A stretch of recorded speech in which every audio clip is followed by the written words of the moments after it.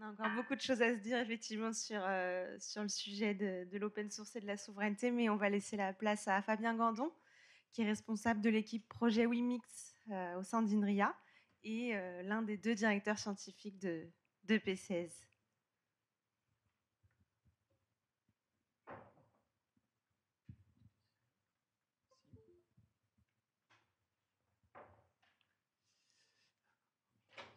En régie, je veux bien le portable à l'avant et à l'arrière.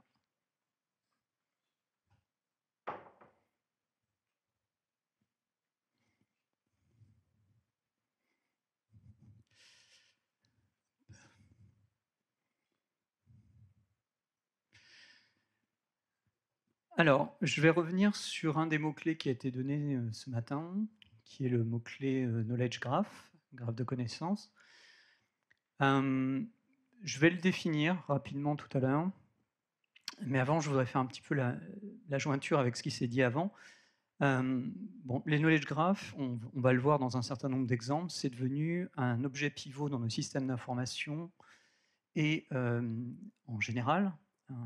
Et puis, ça devient un objet aussi très important en IA, notamment pour faire communiquer entre elles différentes techniques d'IA.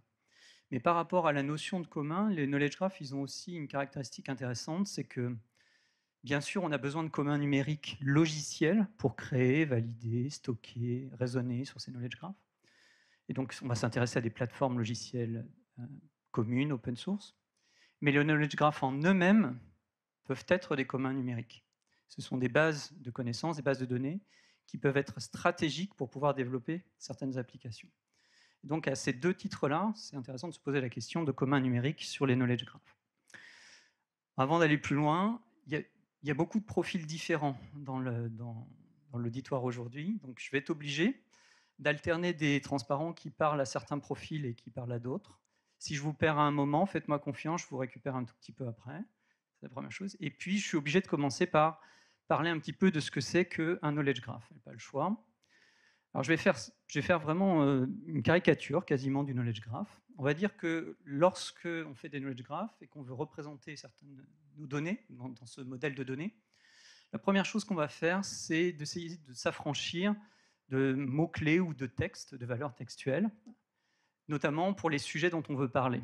On va passer un certain temps à identifier les choses dont on veut parler. On va nommer les entités autour de nous et on va les nommer, si possible, avec des identifiants que l'on va pouvoir réutiliser. Pourquoi ? Parce que ça va nous permettre de faire des liens entre nos différentes bases, par exemple.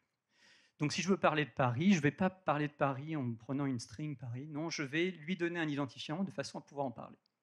La deuxième chose qu'on va faire dans les knowledge graphs, c'est s'intéresser aux autres entités qui peuvent être reliées à cette entité. Donc, autour de Paris, il y a d'autres entités, et puis il peut y avoir des liens.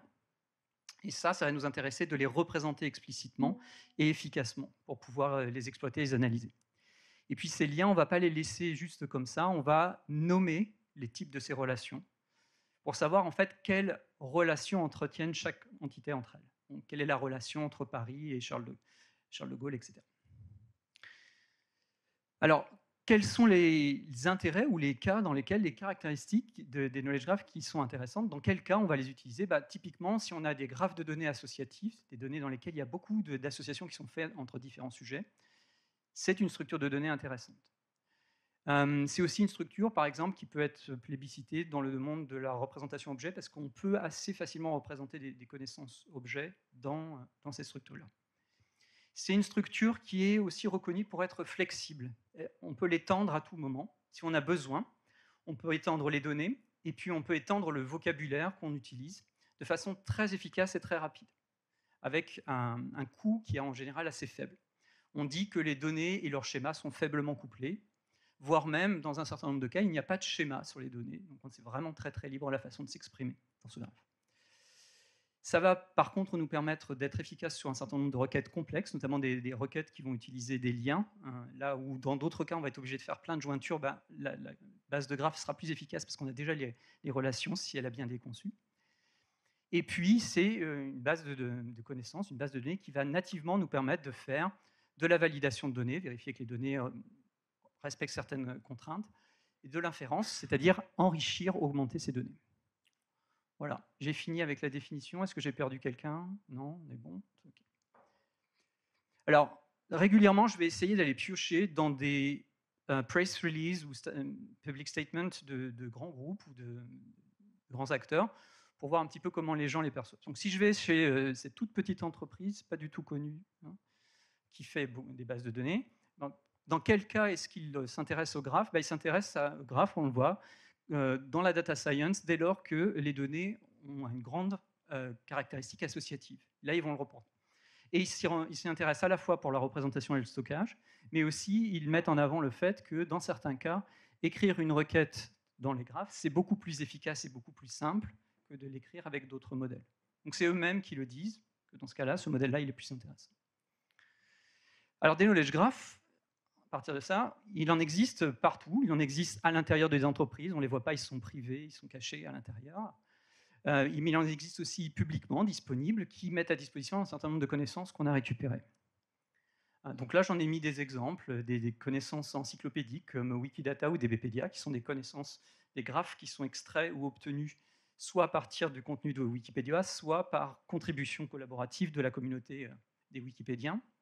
On en a dans le domaine géographique, on en a dans le domaine océanographique, on en a dans le domaine de la culture, dans tous les domaines quasiment, on peut trouver des graphes, des knowledge graphs qui sont disponibles et qui sont donc en eux-mêmes des ressources, des communs, qui peuvent être utilisés pour faire un certain nombre d'applications ou de traitements.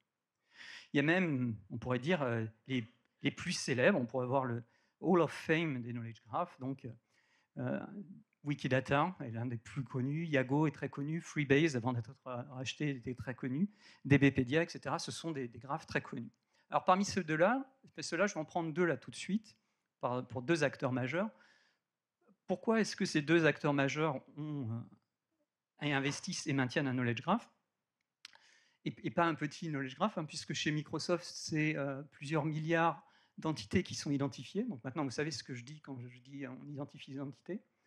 À l'intérieur de leur knowledge graph, parce que ça va leur permettre de générer ce petit panneau quand vous faites des recherches dans leur moteur de recherche, le petit panneau à côté avec le résumé qui vous dit directement un certain nombre de choses à propos du sujet que vous allez chercher. Ça n'est possible que parce qu'ils ont un knowledge graph. Que ce soit chez Bing ou chez Google, c'est le knowledge graph derrière qui fonctionne. Mais en plus de ça, ils mettent à disposition une interface programmatique, une API, c'est-à-dire un moyen pour des applications, d'autres applications, de se connecter à leur knowledge graph pour venir, par exemple, augmenter leurs propres connaissances, y compris à l'intérieur, par exemple, d'une entreprise. C'est tellement stratégique que c'est l'un des rares cas où j'ai vu s'asseoir à la même table Google, Bing, Yandex, Yahoo, pour se mettre d'accord sur le vocabulaire des knowledge graphs, de façon à ce qu'ils soient interopérables. Donc, ça demande une certaine incentive pour leur faire ça. Donc voilà, tous les jours, vous l'utilisez. À chaque fois que vous faites une recherche sur Google et que vous avez un truc comme ça qui apparaît, par exemple, vous êtes en train de taper dans leur knowledge graph. Donc, vous êtes tous des utilisateurs des knowledge graph et je peux m'arrêter là. Bon.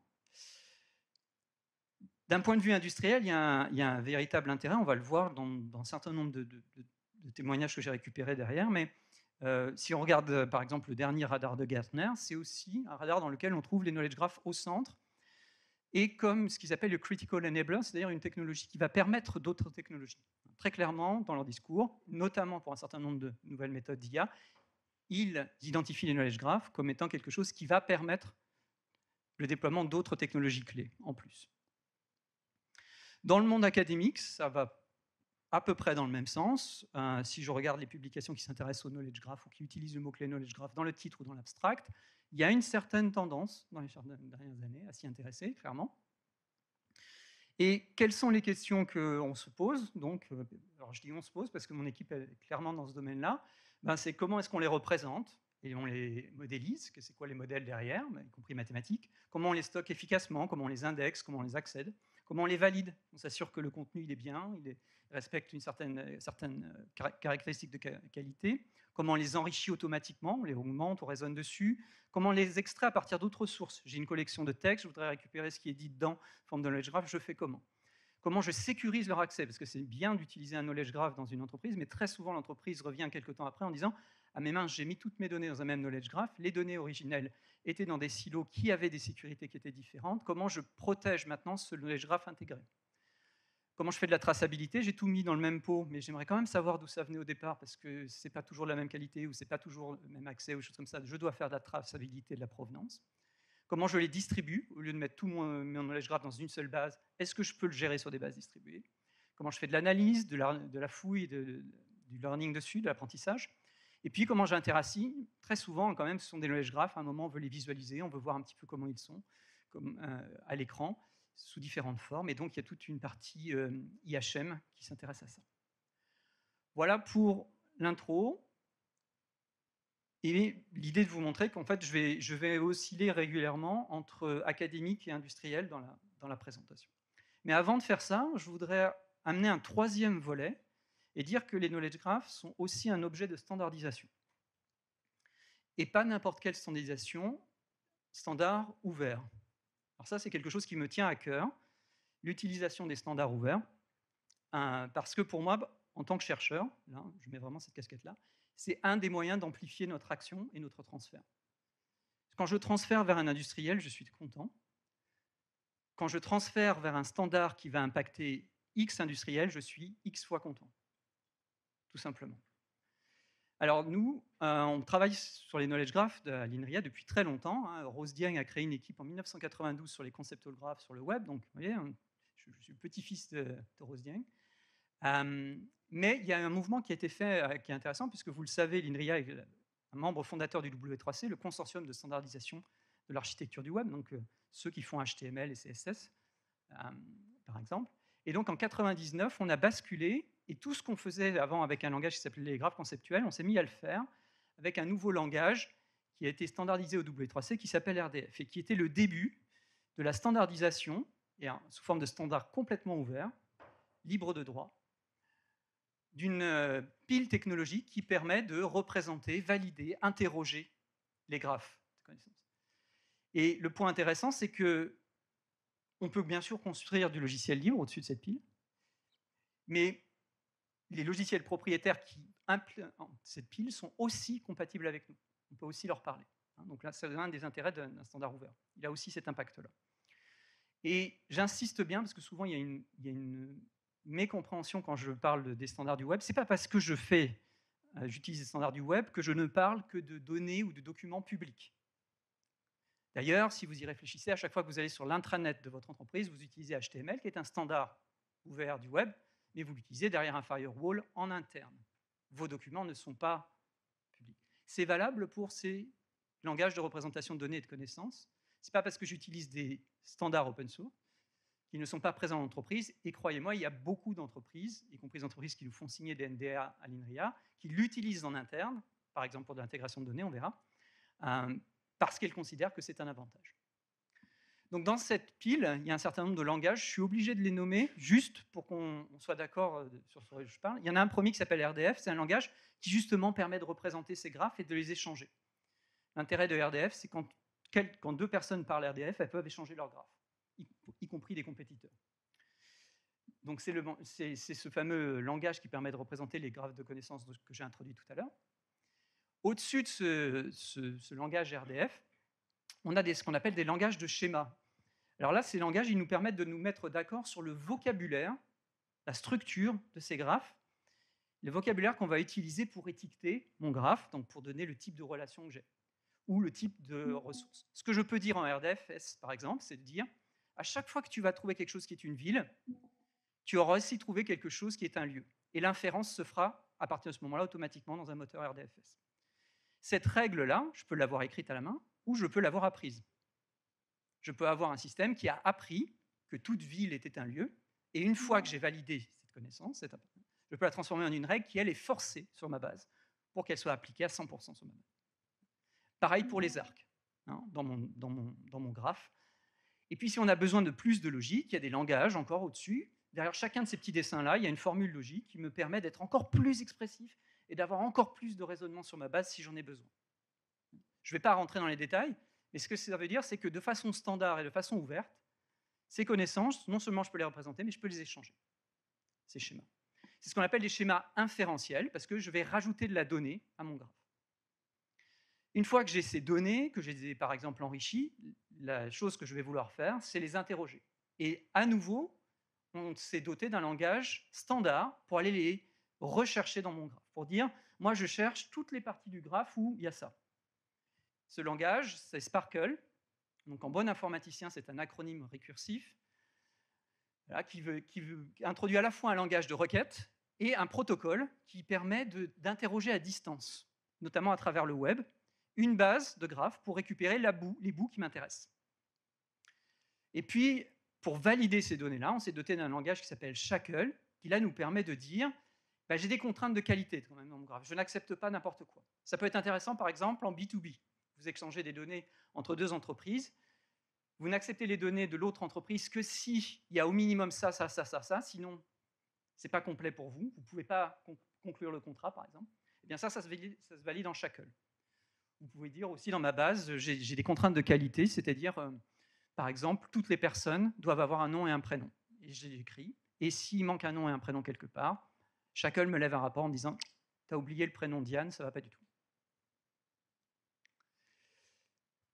Et donc, en regard de ça, en regard de ces communs numériques que sont les graphes, en regard de ces communs numériques que sont les standards ouverts pour les graphes, l'INRIA, dès 1999, a commencé à investir dans un commun numérique qui s'appelle Corez, qui est une plateforme open source qui permet de charger et traiter ces graphes.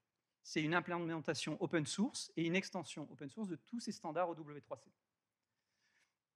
Et qui vient dans plein de versions, soit une librairie que vous intégrez directement dans vos programmes, soit un serveur que vous déployez quelque part, il est dockerisé, vous l'appelez, soit en GUI, un graphique interface pour faire par exemple des TP ou de l'enseignement, en ligne de commande, et puis il y a un travail actuellement pour faire une API Python. Et c'est un des objets qu'on a mentionné ce matin, c'est un des objets qu'on va confier à Probable, parce qu'on pense que c'est intéressant de garder à la fois cet investissement, cette dynamique, de profiter de l'expérience que toute l'équipe qui est dans Probable, et notamment l'équipe Scikit-learn, a sur la mise en place et le développement d'une communauté open source, et aussi d'investir dans un commun numérique qui nous assurerait une certaine souveraineté et indépendance dans la manipulation et la création de graphes de connaissances. À quoi ça peut servir, ça, et en termes d'utilisation dans les applications de tous les jours? Imaginez que vous trouviez un identifiant dans des données, comme ça, mais vous ne savez pas ce que c'est. Si vous êtes un humain et que vous tombez devant une adresse comme ça, vous savez quoi faire. Vous le mettez dans votre navigateur. C'est le premier réflexe que vous allez avoir. Vous avez raison, c'est un identifiant HTTP, c'est un URI HTTP. Et donc, vous le mettez, et si tout se passe bien, si votre navigateur fonctionne, que vous avez accès au Wi-Fi, etc., vous allez récupérer une page web pour un humain qui va vous dire « Ah bah tiens, c'est une ville, elle est en France, etc. » Très bien. Mais ce que permettent l'ensemble des standards de la pile technologique que je viens de vous introduire, c'est qu'à la même adresse, au même identifiant, si ce n'est pas un humain qui va, si c'est un logiciel qui va, si c'est une méthode d'IA, eh bien on lui sert de la donnée au même endroit. On lui sert de la donnée dans le format qu'elle veut. Vous voulez du JSON, on vous sert du JSON. Vous voulez du RDF, vous voulez du XML, on vous sert du XML. Donc on est capable de négocier maintenant avec le web, de dire « je suis un humain, file-moi un document que je peux lire. Je suis une machine, file-moi du JSON que je puisse charger. » Sachant que le contenu va être le même. Les deux vont expliquer que Paris est la capitale de la France, etc. Et donc vous allez pouvoir le charger. Et donc en appliquant ça, dans les années 90, le web a explosé auprès des humains, et on a eu une explosion exponentielle du nombre de serveurs web et de documents mis à disposition d'humains. Et dans les années 2000, le nombre de datasets mis à disposition des machines a à son tour explosé. Et le web était ouvert aux humains et aux machines. Alors l'INRIA a participé à ça aussi. Je donne juste des exemples qu'on a fait dans mon équipe. Par exemple, Wasabi, c'est une base de connaissances qui contient, dans ces formats, donc en RDF, un knowledge graph, de plus de 2 millions de chansons rock, analysées avec leurs métadonnées, l'analyse des paroles en traitement de la langue, et puis l'analyse du son fait par IRCAM, dans une seule base, sur lequel vous pouvez faire des traitements, des moteurs de recherche, des moteurs de recommandation, de l'enseignement en musicologie, etc. Covid on the web, je pense que le titre est clair, hein, c'est de la donnée sur le Covid pendant la crise financé par l'INRIA pendant la pandémie. ISA AgriTop, c'est un exemple fait avec le CIRAD pour agro et agriculture.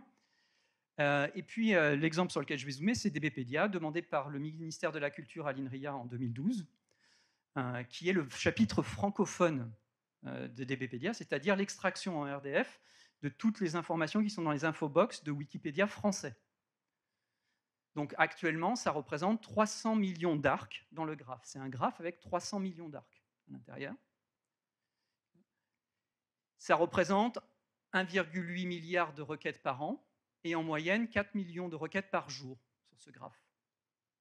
Avec, quand un étudiant coréen oublie une requête dans une boucle for, des maximums à 32 millions avant qu'on lui dise qu'il faut qu'il arrête. Et donc le principe derrière, c'est qu'en face de chacune des boîtes de Wikipédia, ce qu'on fait sur une VM à l'INRIA, c'est qu'on extrait un knowledge graph qu'on met à disposition de toutes vos applications. Et ça c'est pas forcément simple. Je reviendrai dessus, c'est un des endroits où on peut coupler les dernières méthodes d'IA avec les knowledge graphs. OK. 26 minutes, il me reste. Alors maintenant, ce que je vais faire, c'est que je vais regarder 3 familles, j'en ai choisi que 3 familles d'applications en entreprise de ces technologies. Et à chaque fois, je vais commencer par vous donner des exemples de témoignages industriels, et puis je vais essayer de donner un exemple de sujet de recherche qu'on fait dans l'équipe actuellement, pour un peu balancer entre les deux. La première famille, c'est toute la problématique de cataloguer et d'indexer les données dans une entreprise.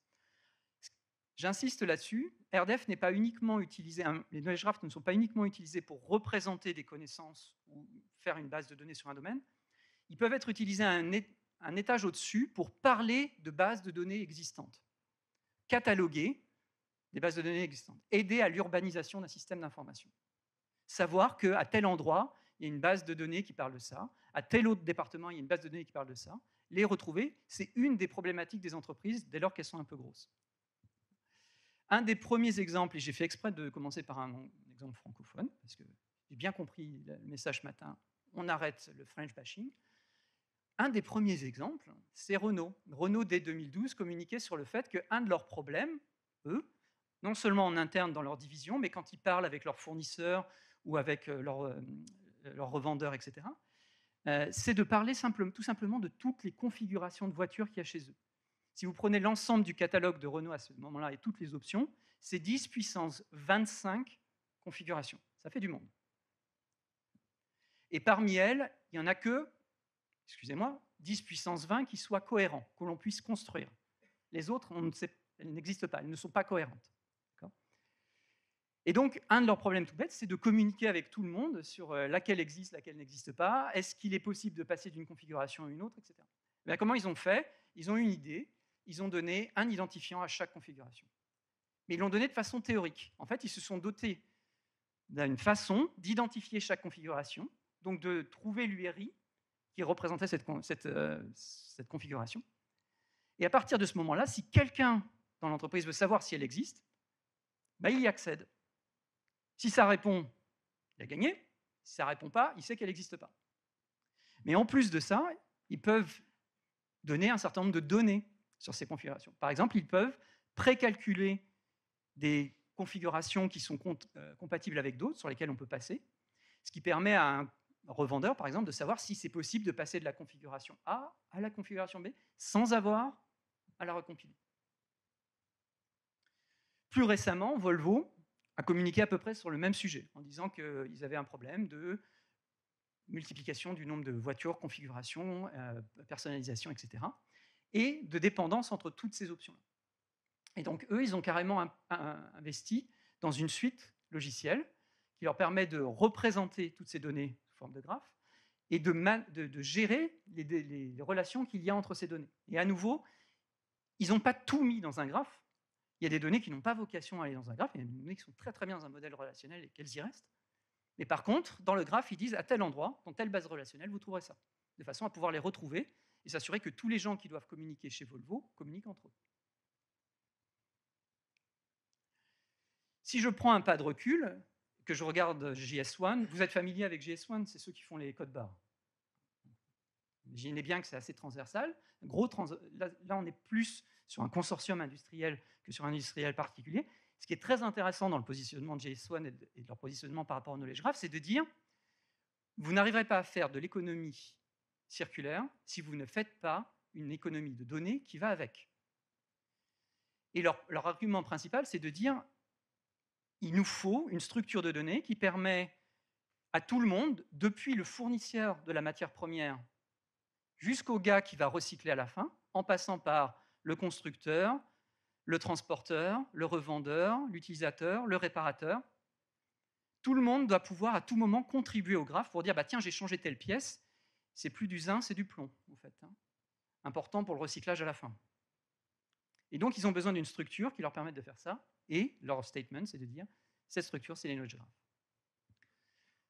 Donc, il y a indexation, urbanisation, identification des datasets. Un des projets de recherche qu'on a fait à l'INRIA récemment, il s'appelle IndexG, va justement dans ce sens-là. C'est une plateforme d'indexation des knowledge graphs ouverts. Et alors, on ne se refait pas, on est à l'INRIA. Donc, la plateforme en elle-même est écrite déclarativement sous GitHub.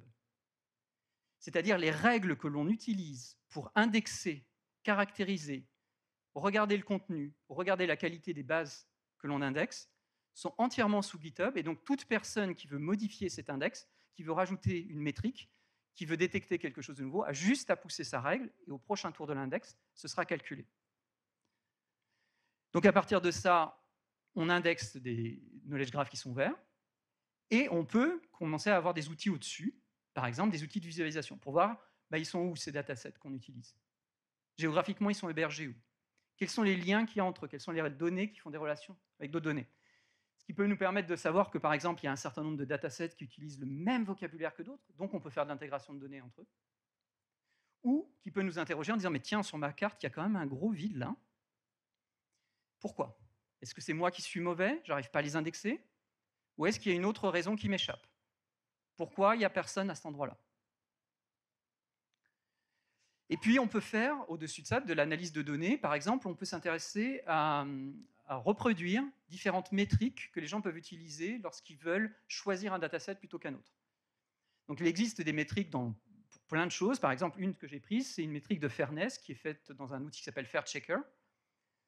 Et on s'est intéressé à la reproduire. C'est-à-dire on a refait la règle et on l'a poussée vers l'index pour qu'il la calcule. Et on est capable, du coup, de calculer le résultat de FairChecker sur tous les datasets qu'on a.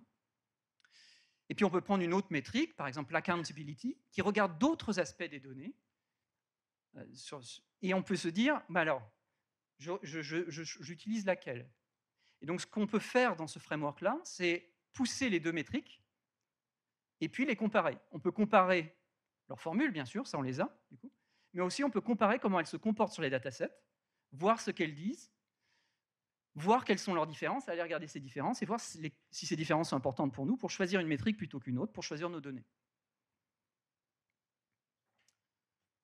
Ça va? Deuxième famille. Deuxième famille, c'est l'utilisation des knowledge graphs pour contextualiser soit les données d'entrée d'un traitement, soit la requête, la question que je vais lui poser.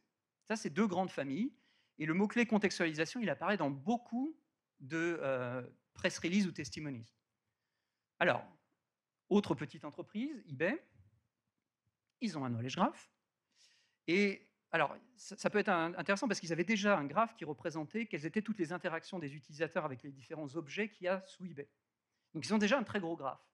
Pourquoi ils s'embêtent avec un autre graphe en plus? Parce qu'ils se rendent compte que c'est très intéressant de rajouter sur ce graphe de la contextualisation. Par exemple, de savoir que cette personne, oui, elle a interagi avec les objets 5, 6, 7, mais que les objets 5, 6, 7, si je regarde dans un graphe de Common Sense, on les trouve tous dans la cuisine. Donc ça nous dit quelque chose sur la personne. Donc ils sont très intéressés par les knowledge graphs, et ils en construisent un, et ils l'injectent à l'intérieur pour deux raisons. Améliorer leurs recommandations, mais en plus parce qu'ils se rendent compte que pour un certain nombre de traitements de recommandations, le knowledge graph permet de générer de meilleures explications sur la recommandation. Amazon, petit opérateur américain, même statement, utilisation du common sense pour la recommandation. Même positionnement, hein, être capable de savoir qu'un objet a tel rôle, telle fonction, telle audience, etc., tel lieu classique. Point intéressant dans leur statement sur lequel je vais rebondir, est-ce qu'on peut utiliser des dernières techniques d'IA justement pour le construire, ce knowledge graph? Parce que le common sense, on le trouve où? À quel endroit je sais que, en général, on trouve un couteau dans la cuisine? Parce que vous le savez, ça. Mais la machine ne le sait pas. Alors ça, c'est quelque chose qu'on a étudié très tôt à l'INRIA. En 2017, par exemple, dans mon équipe, on a fait un travail avec les roboticiens pour doter les robots de la capacité à lire et à apprendre des common sense. Pourquoi? Parce que, alors, le petit robot, croyez-le ou pas, en photo qui est là, est destiné à être le prototype d'un robot de maintien à domicile pour les personnes âgées. On a l'impression qu'il sort du Doctor Who, mais bon, voilà. Et comment on fait ça? Eh bien, on le dote d'un algorithme de traitement automatique de la langue, et on va le nourrir avec des corpus idoines, par exemple, typiquement des livres qu'on pourrait donner à lire à des enfants. Mais avec une tâche toute simple, c'est de détecter la co-occurrence d'objets et de lieux, pour qu'il apprenne qu'en général, on trouve une cuillère dans la cuisine.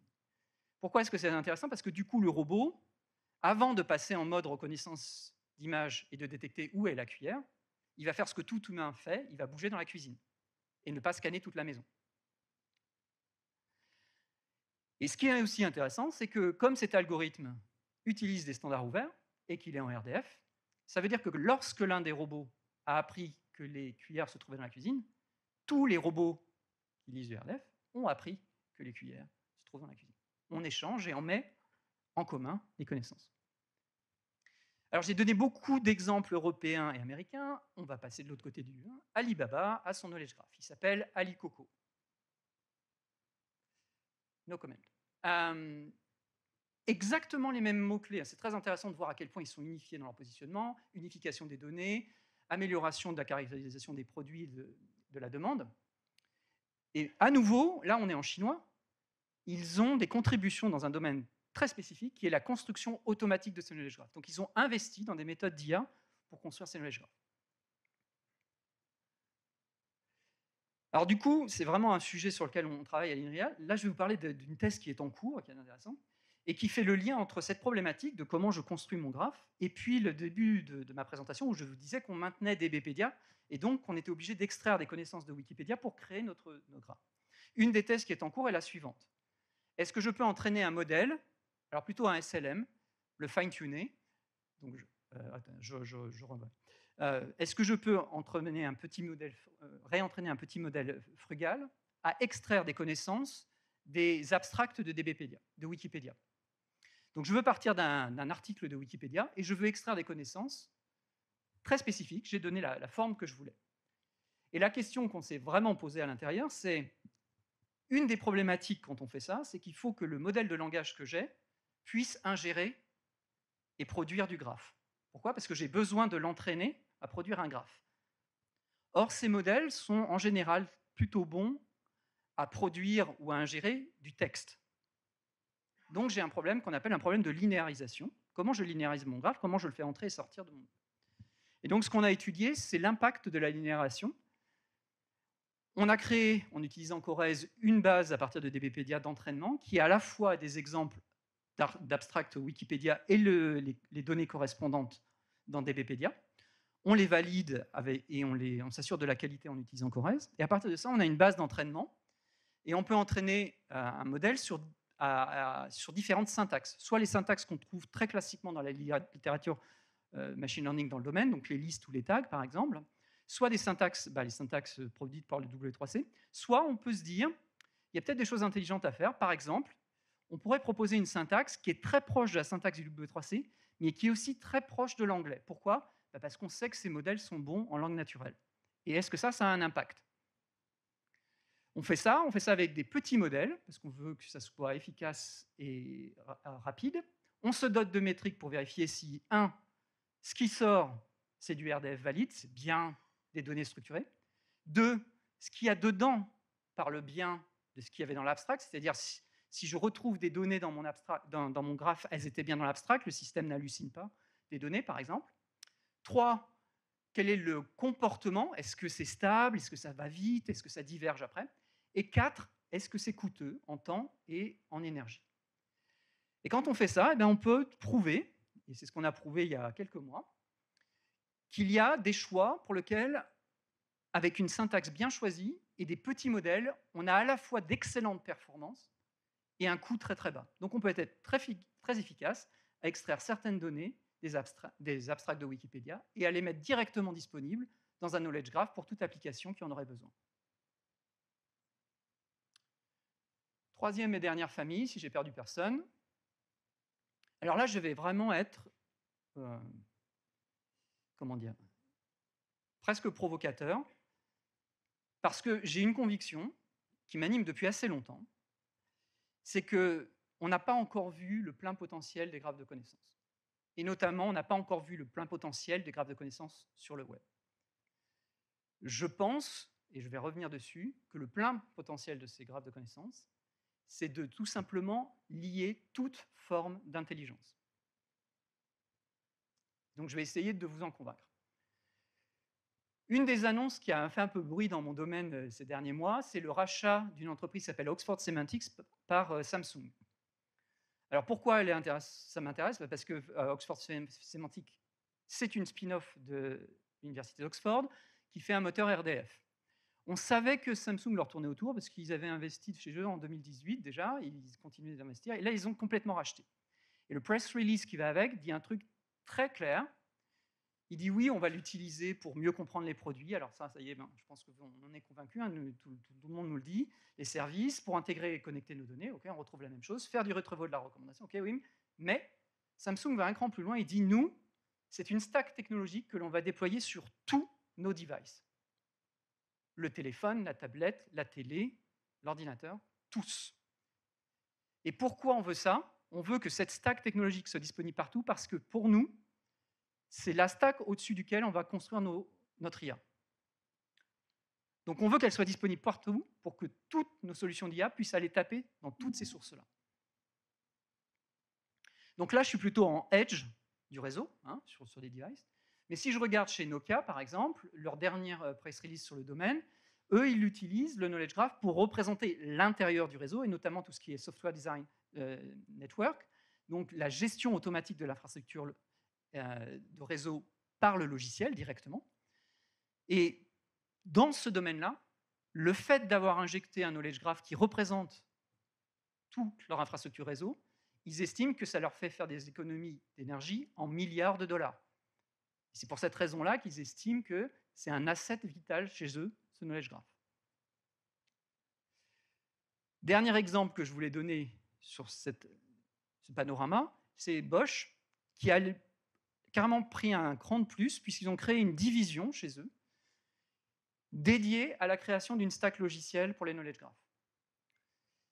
Avec comme positionnement que les logiciels qu'ils allaient faire devraient être basés sur les standards ouverts. Donc ils ont bien compris cette année. Et ce pourquoi ils l'utilisent, c'est très intéressant. Ils ont positionné les knowledge graphs comme un système qui leur permet de piloter leur machine learning. Ils appellent ça Knowledge Infused Machine Learning. L'idée étant que le processus d'entraînement, de validation, de transfert, d'apprentissage, est piloté par leur knowledge graph. Donc ils font un couplage fort entre ce qu'on appelle l'IA symbolique et l'IA subsymbolique. Et ils ont écrit dans leur ligne de programme de recherche pour la suite que leurs investissements à venir en termes de R&D seraient en neurosymbolique, c'est-à-dire dans le couplage explicite des deux domaines. Alors ça, c'est pareil, c'est un domaine dans lequel l'INRIA a déjà aussi une certaine expérience.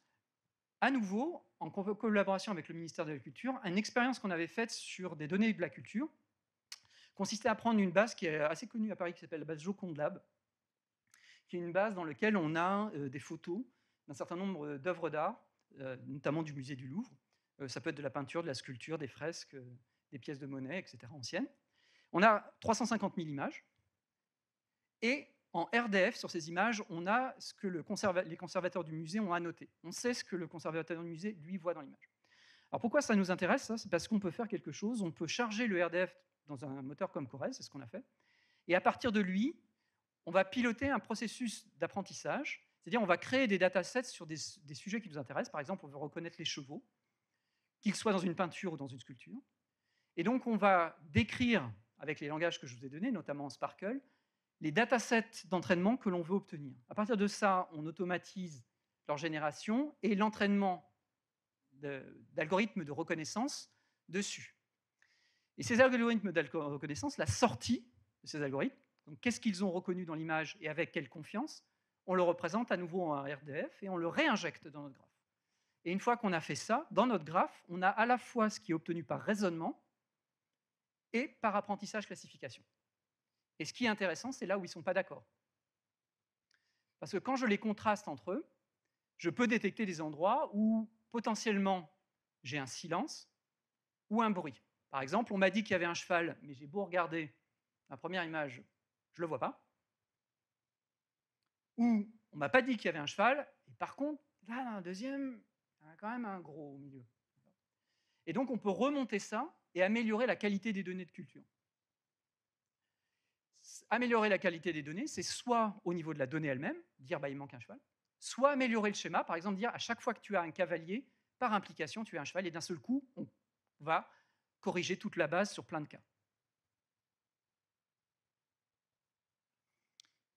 Alors Walmart, je vous la fais courte. Recommandation, intégration de données, amélioration du contexte.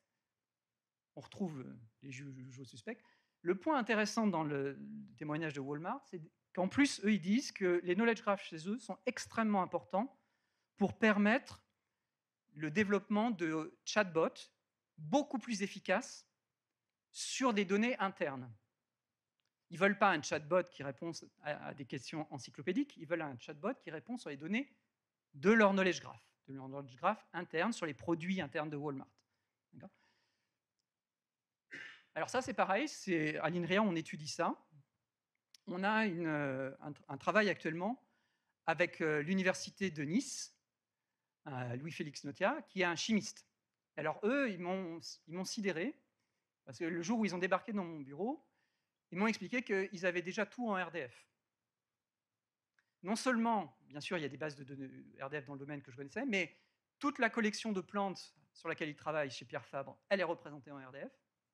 Et surtout, le spectromètre de masse qu'ils ont dans leur laboratoire pour analyser les échantillons, la sortie est en RDF. Parce qu'ils ont... Pourquoi ça les intéresse? Parce qu'eux, ils font l'intégration de toutes leurs données en RDF. Et une fois qu'ils sont dans ce graphe-là, une fois qu'ils ont la sortie du spectromètre, ce qu'ils connaissent dans leur catalogue, ce qui est connu dans la littérature biomédicale, ils interrogent le graphe en utilisant toutes ces connaissances. Ils font de l'analyse dessus en utilisant toutes ces connaissances. Et donc la question qu'ils avaient, c'était comment on permet à un biochimiste de facilement interroger ce graphe? Même question que chez Walmart. Comment je fais pour l'interroger un graphe interne? Donc ça, c'est le travail de Emma, qui est juste ici, étudiante au MIT qui est venue faire son stage dans l'équipe. Et donc ce que Emma a prototypé, c'est un agent basé sur un modèle de langage qui, au lieu de simplement répondre à une question, entre guillemets, et nous donner une réponse pour laquelle on n'a pas forcément d'explication ou d'éléments de crédibilité, va découper la tâche et va aller utiliser des outils pour reconnaître de quoi parle la question, retrouver dans les bases de connaissances les identifiants de ce dont parle la question, aller chercher dans les vocabulaires du domaine tout ce qu'il faut savoir sur le vocabulaire pour poser la bonne question, formuler la question dans un langage formel que je ne vous présente plus, la poser et la résoudre. Et pourquoi ça, c'est intéressant? Parce que du coup, on obtient une réponse qui est non seulement compréhensible à un chimiste, alors ne me demandez pas d'expliquer la réponse du chimiste, s'il vous plaît, parce que je ne comprends déjà pas la question du chimiste, alors la réponse encore moins, mais visiblement la réponse est la bonne, d'après le chimiste, mais en plus elle est documentée, elle est expliquée.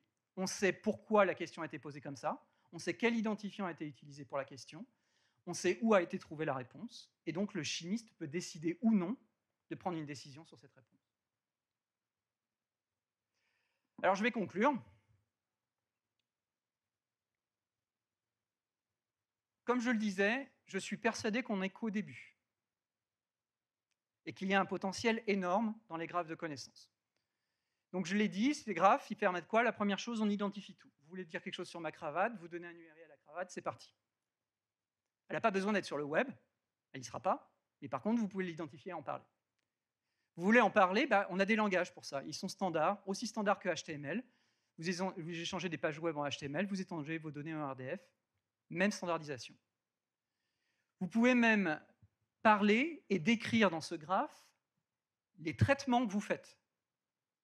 Quel algorithme a été utilisé? À quel endroit? Où est-ce qu'il est disponible? Dans quelle version? Qui l'a appelé? Donc vous pouvez représenter, orchestrer, tracer tous vos calculs de façon décentralisée sur le réseau. Tous les vocabulaires dont vous avez besoin sont disponibles. S'ils ne sont pas disponibles, on l'a dit, c'est extensible. Votre domaine n'est pas couvert, rajoutez-le. Les graphes sont faits comme ça. Il y a même des ontologies qui existent pour représenter des réseaux de neurones et les échanger. Il y a Fernet, une ontologie qui permet de faire ça. Et donc finalement, le potentiel derrière tout ça, c'est qu'on est en train de relier toutes les formes d'intelligence entre elles. Et ça, c'est pour moi le vrai potentiel des knowledge graphs sur le web, c'est de mettre en relation et en synergie toutes les formes d'intelligence, quelles qu'elles soient. Et c'est pour ça, depuis environ 30 ans maintenant, je répète qu'il faut absolument investir et rester souverain dans le domaine des métadonnées et des graphes de connaissances. Je vous remercie.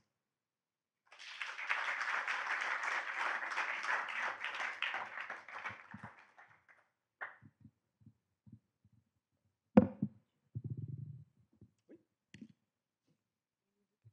Allez-y. Je suis la seule chose entre vous et le café, alors c'est vous qui décidez. Oui. Quand tu parles de données sur le, quand tu parles de données sur le web, j'imagine que tu parles dans le fait du réseau en général, qu'il soit ouvert ou qu'il soit fermé. C'est ça, c'est ce que je disais au début, ça peut être tout à fait à l'intérieur d'un intranet. Voilà. Et donc, mais néanmoins, je suppose qu'il faut certains protocoles pour exposer les données, pour les rendre visibles, voire les étiqueter. Oui, mais tu as peut-être des moulinettes qui peuvent aider aussi dans ces travaux d'étiquetage ou d'exposition, ou pas. Oui, alors c'est une discussion qu'on a avec Selma en termes de quels sont les communs auxquels P16 doit. Donc Selma nous interroge régulièrement, Gaël et moi, sur les communs qu'il faudra avoir dans le radar de P16. Et le cycle de vie des graphes de connaissances, à chaque étape, demande des outils différents pour les extraire, les publier, les valider, les aligner, les intégrer, etc. Et donc, il existe effectivement des outils pour lesquels on va s'intéresser qui vont aller aider à chacune de ces tâches. Certains outils couvrent plusieurs tâches, d'autres vont être spécifiques, par exemple à la problématique d'alignement ou de mapping entre graphes, de détecter que deux graphes parlent de la même chose et que l'identifiant A et l'identifiant B sont en fait des identifiants pour une même ressource, par exemple. Ça, c'est une des choses qu'on a dans le radar actuellement. Par contre, je veux revenir sur un truc. HTTP, c'est un standard qui marche à la fois en intranet et sur le web, on est d'accord? C'est complètement orthogonal. HTML, il marche sur l'intranet et sur le web. Donc, le fait d'utiliser des standards ouverts est orthogonal à la portée des données ou de la toile que tu tisses. Ça peut être une toile privée ou une toile publique, ou une toile privée qui intègre du public, etc. Ça peut être de l'extranet, donc des toiles privées liées entre elles. Tout ça, c'est possible, et c'est possible notamment grâce à des standards ouverts. Merci.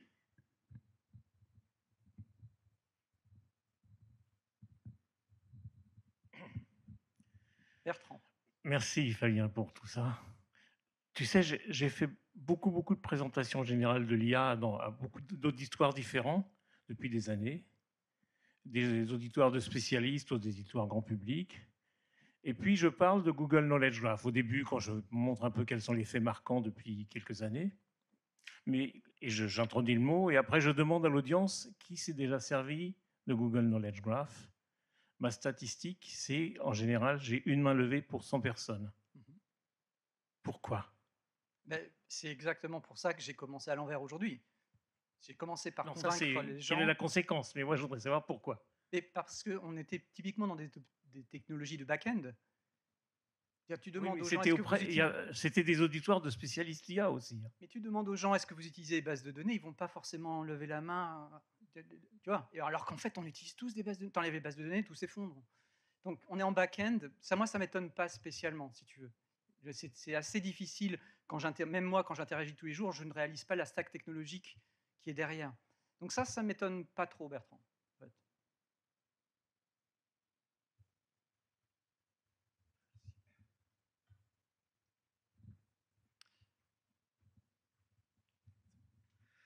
Merci énormément pour cette présentation, c'était fabuleux. Moi, j'ai une question. Parmi tous les cas de knowledge graph que vous avez pu étudier, est-ce que vous en avez vu qui encodent pas forcément des propriétés sur des choses, des entités, des objets ou des produits, mais qui encodent des méthodes, des manières de faire, des séquences d'actions, des procédures? Alors oui. Alors déjà, il faut bien voir, quand je disais au début, on identifie tout ce qu'on veut. Donc j'ai dit, on peut identifier une politique, une personne, hein, je peux identifier une activité, tout ça. Et même, il y a un langage qui est standardisé au W3C qui s'appelle Provo, Provenance Ontology, dans lequel les 3 classes principales sont agent, activité, entité. Et le but de ça, c'est de dire tel agent a fait telle activité sur telle entité. Donc par exemple, Olivier a utilisé scikit-learn pour apprendre sur tel dataset et produire tel nouveau dataset. Ça s'encode en Provo. Je ne sais pas si ça répond à la question. Si, complètement. Et j'avais une seconde question complémentaire. On en a parlé un peu au début de votre présentation et dans PCS tout à l'heure. Il y a une vocation à mettre en commun donc des technologies, là en l'occurrence avec Cores, qui permettent de manipuler, de construire des knowledge graphs.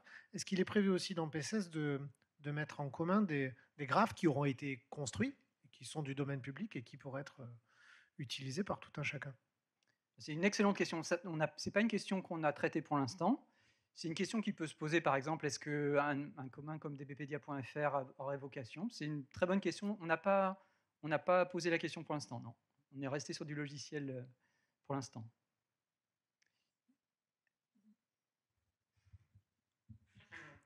Bonjour, merci beaucoup pour cette présentation très claire. Moi, ma question, elle va être un peu dans le prolongement de la précédente et sur la partie neurosymbolique. Parce que si je comprends bien, donc Corrèze, enfin, plutôt sur la partie gouvernance. C'est-à-dire que si on part du principe que les knowledge graphs pourraient résoudre des problèmes fondamentaux de la gouvernance des modèles de langage comme l'alignement, ou enfin, c'est pas que des questions de gouvernance d'ailleurs, mais bon, quelle serait du coup l'institution en fait qui pourrait être investie pour le faire? Parce que voilà, il y a un enjeu évidemment, pardon de revenir à ça, mais politique et géopolitique déterminant, quoi. Alors c'est une question qui est très difficile. C'est une question qui a déchiré le W3C parce que la gouvernance du web, hein, c'est une question qui s'inscrit aussi dans la gouvernance du web puisqu'elle a des résonances là. Je pense que donc je suis représentant de l'INRIA au W3C depuis 2012. Je pense qu'il ne se passe pas un mois sans qu'on n'ait pas sur la liste des représentants une discussion sur est-ce que le W3C a vocation à faire autre chose que de la standardisation technique et prendre des positions, par exemple, sur les questions de gouvernance, qui déchire les acteurs. Vous imaginez bien que donc, dans les représentants, il y a un représentant de Google, il y a un représentant de Yandex, il y a un représentant d'Alibaba. Vous imaginez bien les tensions qu'il peut y avoir autour de cette idée de gouvernance. Ça, c'est une première chose. Et la deuxième chose, c'est, pour moi, c'est très, très lié. En fonction du knowledge graph que vous allez regarder, va se poser en regard quasiment la question de juridiction, qui est une question très compliquée à nouveau dans le domaine numérique. Vous êtes probablement mieux placé pour la soulever. C'est une question que j'ai discutée aussi avec Marina Teller, qui est spécialiste du droit à Nice pour le domaine numérique. Si un knowledge graph a une certaine portée qui est à l'intérieur d'une juridiction, on peut commencer à penser dans cette juridiction une structure de gouvernance. Si un knowledge graph par construction et par nature dépasse les juridictions, alors là vous avez un méta-problème qui est mais où est-ce que vous allez mettre les gens à table pour discuter de cette gouvernance? Et ce problème, par exemple, pour revenir au W3C, va avoir un deuxième écho, c'est même s'il existe des organismes dans lesquels on peut discuter, ils ne vont pas se sentir forcément légitimes au départ, puisqu'ils peuvent être rentrés sur le domaine plus sur un terrain technique que sur d'autres considérations. Donc ça, je n'ai pas de réponse simple à vous donner parce que je n'ai pas vu cette question résolue dans mon domaine pour l'instant. Je ne sais pas si vous aviez une position ou une idée. Non, justement, je m'intéresse beaucoup à la question de la gouvernance des modèles de langage en particulier. Hein, et clairement, moi, l'impression, ce que je perçois, c'est qu'on n'a pas tiré les leçons des 20 ans d'expérience de gouvernance du web, précisément, qu'on y ajoute aujourd'hui des nouveaux problèmes. Mais bon, là où ça m'a interpellée dans votre présentation, c'est que du moins, il pourrait y avoir du coup de gouvernance dans cette logique-là, qui serait d'État à État, en fait. On pourrait avoir que des knowledge graphs qui seraient validés. Donc, du coup, ça revient un peu à une autre question que j'avais en tête, c'était sur la fin de votre présentation où vous parliez de souveraineté. Et d'une certaine manière, est-ce que vous pensez que, avoir c'est un peu dystopique aussi d'imaginer qu'on aurait des knowledge graphs qui seraient exclusivement validés par un État et qui serait le knowledge graph officiel et qui serait du coup une forme de vision presque de l'intelligence aussi nationalisée, quoi. Vous avez complètement raison. Alors, pourquoi est-ce que le ministère de la Culture demande en 2012 à l'INRIA de faire dbpedia.fr? Parce qu'il considère que si on ne fait pas ça, on perd en souveraineté dans le domaine des données. Ça veut dire quoi? Ça veut dire que si demain quelqu'un sort un GPS culturel qui vous dit vous passez à côté de la chapelle, machin, nana, si la France est absente du jeu de données qui nourrit ce GPS culturel, vous êtes absent de son application. Donc il y a un enjeu à être présent dans la donnée, sinon vous êtes absent aussi des applications qui se construisent au-dessus. Je donne cet exemple-là parce que ce GPS, cet exemple, c'est un exemple d'application qui avait gagné le concours du ministère de la Culture en application et qui avait soulevé la question. Et donc, c'est parce qu'ils pensent qu'il faut qu'on soit présent dans le paysage de la donnée, sinon on sera absent de ces applications, qu'ils investissent dedans. Ça, c'est Après, pour faire le lien avec la question précédente, un langage comme Provo permet aussi de savoir donc d'où vient un jeu de données. Et ça peut être intéressant en tant que consommateur de dire ah bah, ça vient de DBpedia qui a été mis en place par l'INRIA et le ministère de la Culture. Et peut-être que ça peut être une raison d'accepter ou de ne pas accepter ces données, par exemple dans une certaine application. Peut-être qu'en France, quelqu'un va dire bah, ok, je vais l'accepter. Peut-être que dans un autre pays, ils vont dire bah non, ça c'est une donnée vraiment franco-française, je ne la veux pas parce que ça ne représente pas ma façon de voir le monde.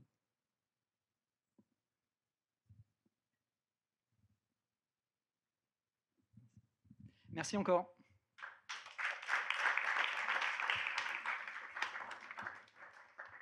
Merci Fabien. Et puis on vous propose un petit café, un petit thé, une petite mignardise pour reprendre vers 16h15, 16h20.